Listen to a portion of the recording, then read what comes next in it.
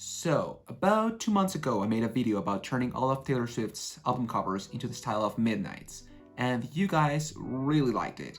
Like, really liked it, particularly over on TikTok. So, you suggested I made the other covers. And we're doing that. We're back here for round 2.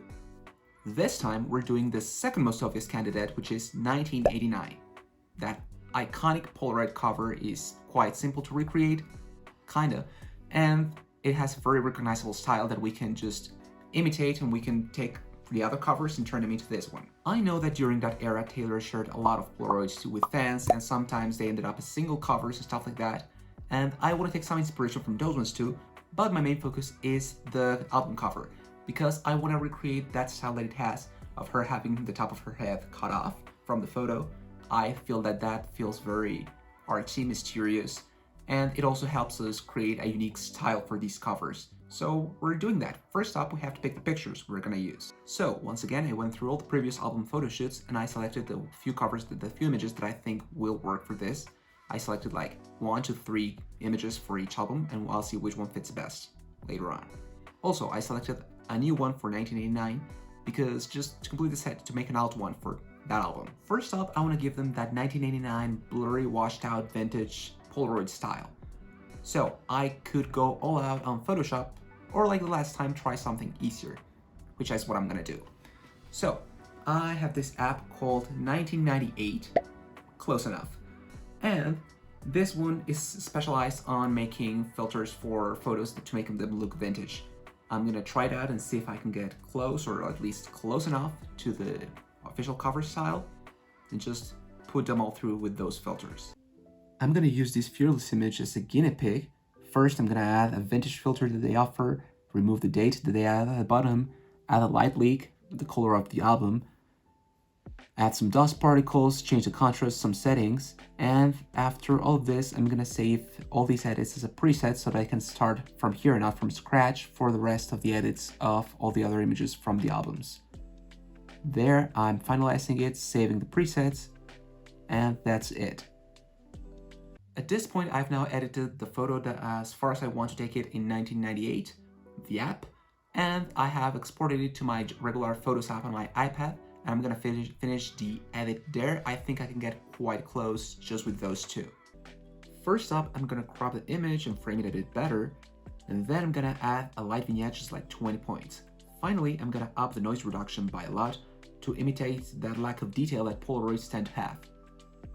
Yep, with those tweaks, I like it a lot. I'm gonna leave it like that, and I'm just gonna go ahead and edit the rest of the photos with very similar styles and parameters, and you're gonna get to just watch a time-lapse of that. So lucky you. Now, while we watch this time-lapse, how about I tell you a secret?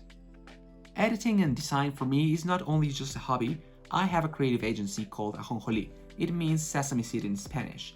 We do logo and brand design, website design, social media management, and content creation, and so much more.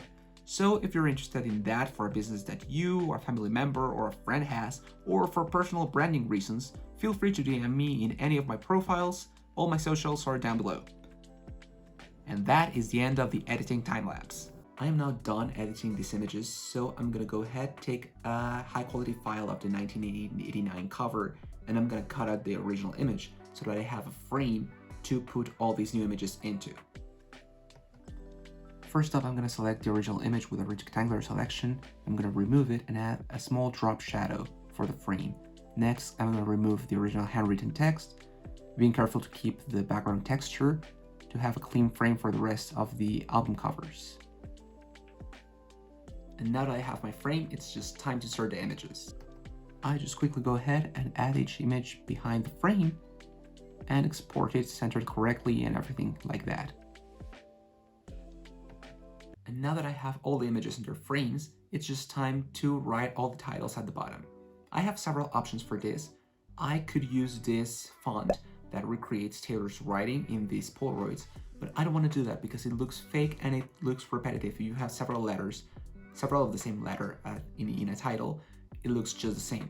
So what I'm gonna do is just use this as like this font as a base inspiration, and I'm gonna write them myself with a digital pen that looks like marker. If you're enjoying this video, please remember to like it. And if you're interested in more content like this, please subscribe. I have content planned for more albums, for more Taylor Swift content, for more music content, more pop music, and also for movies and TV shows and more stuff like that. And there you have it, all of Taylor Swift's covers in the style of 1989. Let's go over them quickly. Self-titled, Fearless, Speak Now, Red, 1989, Reputation, Lover, Folklore, Evermore, and Midnights. So, what do you think? Which one's your favorite? Let me know in the comments down below. Up next, you can watch this video right here where I talk about why our favorite pop artists keep making Christmas albums every single year. I promise you, it's very interesting. If you're at all into that topic, you will like it. I put a lot of effort into that one, into research, into editing. It's worth it, I swear. So please go check it out, and I'll see you soon.